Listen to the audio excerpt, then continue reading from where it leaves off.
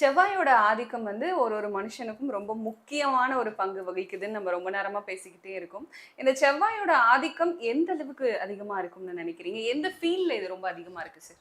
இப்போ 9 கிரகத்துல பார்த்தீங்கன்னா, செவ்வாய்ங்கிற ஒரு கிரகம் பூமிக்கு பக்கத்துல இருக்கக்கூடிய கிரகம். ம். அத வந்து நம்ம என்ன சொல்றோம்? மங்கள் அப்படின்னு ஹிந்தியில சொல்றோம். ஆ. தமிழ்ல செவ்வாய்ன்னு சொல்றோம். இங்கிலீஷ்ல மார்ஸ்ன்னு சொல்றோம். மங்கள்யான் அப்படிங்கிற ஒரு சேட்டலைட், ராக்கெட் நாம ரீசென்ட்டா கூடயே பூமியிலிருந்து செவ்வாய்க்கு அனுப்பிச்சோம். ஆமா. செவ்வாய் இஸ் ரெட் ஹாட் பிளானட். ம். சிகப்பு நிற ஒரு அதிகமான வெப்பம் நிறைந்த ஒரு கிரகம்.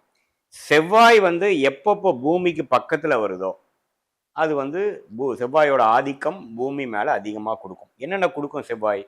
நெருப்பு கிரகம் செவ்வாய். செவ்வாய் வந்து பக்கத்துல வந்து சனியோட சேரும் பொழுது வெடிமருந்து வெடிக்கிறது, ம். வல்கனோ வருவது, ம். வார்ல வந்து பாம் வெடிக்கிறது. இது மாரி விஷயங்கள். அதாவது சிவகாசி பட்டாசுல வந்து வெடித்து ஒரு 10 பேர் இறந்துட்டாங்கலாம் ஆமா. வரப்பலாம் பார்த்தீங்கன்னா, செவ்வாய் வந்து ரொம்ப பேடான பொசிஷன்ல இருக்கும்.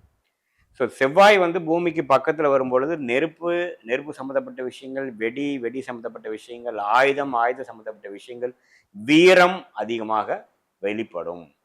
சரி. இப்போ வந்து செவ்வாய் ஒருத்தரோட ஜாதகத்துல அவரு வந்து பொறந்திருக்கிறாரு. அவரோட ஜாதகத்துல செவ்வாய் வந்து ஸ்தான பலம் என்ற இடத்துல இருக்கு. ஸ்தான பலம்னா என்ன? உச்ச பலம். ம். செவ்வாய் எங்க உச்சம் பெறார்? மகரத்துல வரும்பொழுது உச்சம் பெறுகிறார். கடகத்துல இருக்கிறப்ப நீச்சம் பெறுகிறார். சரி. உச்சம் பெற்றா மட்டும் பத்துமா? பத்தாது. குருவின் பார்வை, பௌர்ணமிக்கு அருகில் இருக்கக்கூடிய சந்திரனின் பார்வை அல்லது சேர்க்கை. இது மாரிலாம் சேரும் பொழுது, அந்த செவ்வாய் வந்து வீரத்தையும், ஒரு அக்ரசிவ் நேச்சரையும் குடுக்கக்கூடிய செவ்வாய் தன்மையாகும். என்னாகும்? அந்த ஒளி எந்த அளவுக்கு குரு, சுக்கிரன், பௌர்ணமி சந்திரன், புதன்கிற ஒளி வந்து செவ்வாய் மேல உழுகுதோ, அந்த அளவுக்கு வீரத்தை காட்டிலும் விவேகம் வரும். புரியுதுங்களா? சரி, இப்போ செவ்வாய் எந்த ஒரு சுப பார்வையும் இல்லாமப்போ என்ன ஆவாங்கன்னா, காட்டு மிராண்டித்தனமாக, ரொம்ப அக்ரஸிவாக, ஈகோ உடைய ஒரு படைத்தலைவன், ஆர்மி, ஒரு கிரிமினல், அதிகமா தண்டிக்கக்கூடிய போலீஸ்காரன், ஆர்மி அது மாரி ஒரு நபராக இருப்பார்.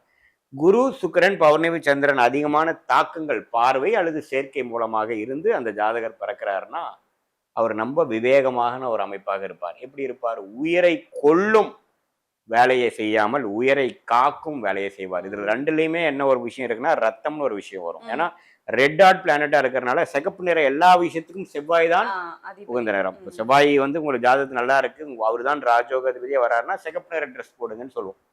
இப்போ செவ்வாய் கடுமையாக இது மாரி விஷயங்கள் இருக்கப்போ, சிகப்பு நிற விஷயமாகிய போலீஸ் ஸ்டேஷன், வம்பு வழக்கு கேஸு, கோர்ட்டு இது மாரி விஷயங்கள்லாமும் செவ்வாய் தான் குடுக்குது.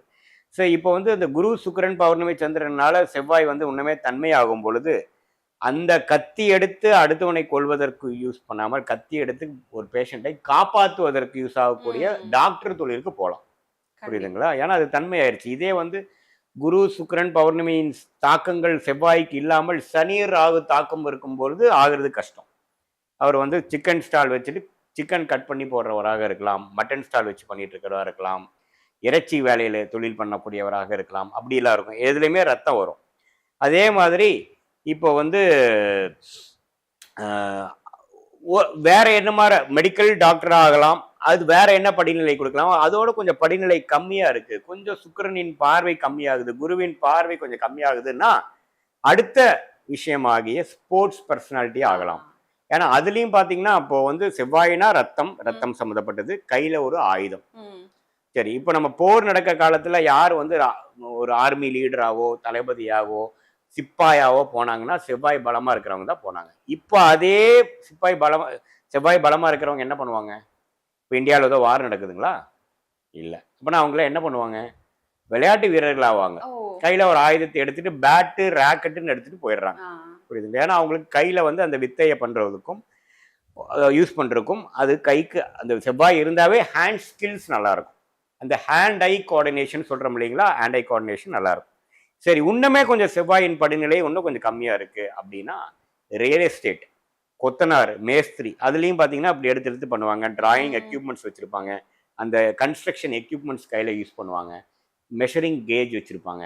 அது பண்ணுவாங்க. ஈவன் டெய்லர் வேலை பண்ணி இந்த ஆமா. கத்தரிக்கோல் சிசரு, யூஸ் பண்ணுவாங்க. கத்தரிக்கோல் யூஸ் பண்றதுக்கும் செவ்வாயோட துணை இல்லாம ஆக முடியாது. கண்டிப்பா சார். இத்தனை செவ்வாயின் படிநிலை மூலமாக medical doctor, sports personality, architect, civil engineer, ம்.